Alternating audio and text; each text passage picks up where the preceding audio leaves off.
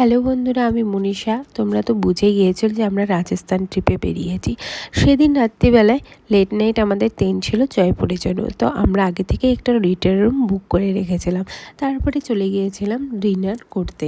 একটাই দোকান খোলা ছিল, শেষমেশ সেখান থেকেই করলাম। তারপরে সকালে একটা হোটেল নিয়ে ফ্রেশ হয়ে আমরা আবার বেরিয়ে পড়েছিলাম জয়পুর ট্যুর করার জন্য। সকাল সকাল চা খেয়ে নিয়েছিলাম। তারপরে আমরা খেয়ে নিলাম পেট ভর্তি করে আলু পরোটা। আর এখানকার আলু পরোটা একদম বাটার দিয়ে মাখা। এখন আমরা রেডি হয়ে বেরিয়ে পড়লাম জয়পুর সিটি ঘোরার জন্য। ব্রেকফাস্টও করে নিয়েছি। তো চলো কোথায় যাচ্ছি তোমাদের সাথে সব কিছু শেয়ার করব। স্টোরি ফলো করতে থাকো, অবশ্যই দেখতে পাবে। চলে এসেছি হাওয়া মহলে। তো এই যে দেখতে পাচ্ছ কি সুন্দর ক্রাউড, প্রচুর ক্রাউড। তো ফটো ভিডিও তোলা খুব চাপ। যাই হোক, এটা কিন্তু হাওয়া মহলের ব্যাক সাইড। চলো আমরা এখন ফ্রন্ট সাইডে যাবো।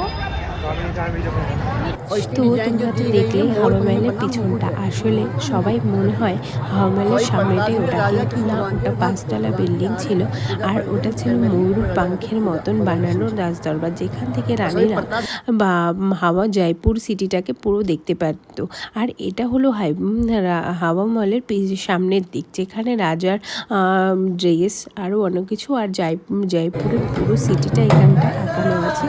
তারপরে এখানে অনেক ধরনের খেলা চলছিল। এই যে এখানে চলছিল পুতুল নাচ, যেটা রাজস্থানের আমরা একদম 5তলাতে চলে গিয়েছিলাম, যেখান থেকে আমরা নাহেরগড় ফোর্টটা পুরো দেখা যাচ্ছিলো, আর তার সাথে আমের ফোর্টও। আমরা তারপরে চলে গিয়েছিলাম জান্তার মাতান, যেখানে আমরা গাইডও নিয়েছিলাম। তো গাইড আমাদেরকে সব বুঝিয়ে দিয়েছিল সেখানে রাশি কীভাবে দেখতে হয়, সেখানে সময় কীভাবে দেখতো, আগেকার দিনের জিনিসপত্র সব কিছু আমাদের দেখাচ্ছিলো।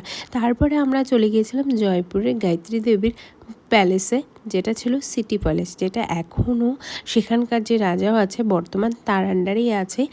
তো এই সিটি প্যালেসটা প্রচুর বড় ছিল। আর এখানে দু ধরনের টিকিট ছিল, একটা ছিল 500 টাকার টিকিট, একটা ছিল 2000 থেকে 5000 টাকার টিকিট। আর 5000 টাকার টিকিট, 2000 না। আর তো আমরা যথাসম্ভব নর্মালি 500 টাকার টিকিটটাই বুক করেছিলাম, যেটার মধ্যে অনেক ঘোরার জায়গা ছিল। আর সিটি প্যালেসটা এতটাই বড় যে তুমি ঘুরেও মন ঘুরে ফটো তুলেও তুমি সারাদিন লেগে যেতে পারে, হাফ বেলা লেগে যেতে পারে। আর এখানে যে সুন্দর সুন্দর কাজগুলো দেখছো, যেটা তখনকার দিনে গোল্ডেন ওয়ার্কগুলো একদম সোনায় দিয়ে বানানো। আর তার সাথে সাথে এই যে রাজার বৈঠকখানা, আর এখানে যে রাজার বসার জায়গাটা ছিল, সেটা একদম ছিল সোনা আর রূপার দিয়ে বানানো, আমাদের গাইড সেখানে বলছিল।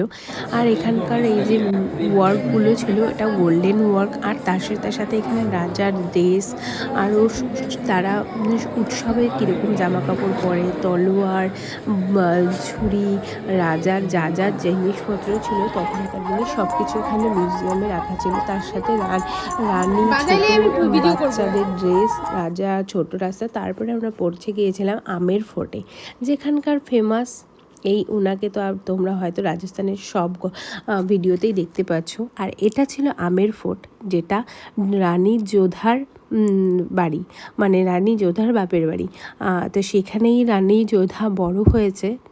আর এই যে আমের ফোর্টের সব সুন্দর জায়গা। আর এখানেও সেই গোল্ডেন ওয়ার্কটা সোনা দিয়েই করা ছিল, তার সাথে রূপার ওয়ার্কও করা ছিল। আর এটা ছিল শীষমহল, যেটা এত সুন্দর আর এত খোলামেলা শীষমহল, এটা আমরা প্রথমবার দেখলাম। আর দেখেই খুব ভালো লাগছে। পুরো রাজস্থান ট্রিপের সব থেকে সুন্দর শীষমহল হলো এই আমের ফোর্টের শীষমহলটা, যেখানে একটা ছোট্ট লাইট দিলে বা একটা মোমবাতি রাখলে পরে পুরো জল করে তারাদের মতন দেখা যেত। আর তারপরে আমরা নিচে চলে এসেছিলাম। আর এখান থেকে সুন্দর আমের ফোর্ট, জয়গড় ফোর্ট আর নাহেরগড় ফোর্ট, বিজয়গড় ফোর্ট সব দেখা যায়। তারপরে আমরা নিয়ে চলে এসেছিলাম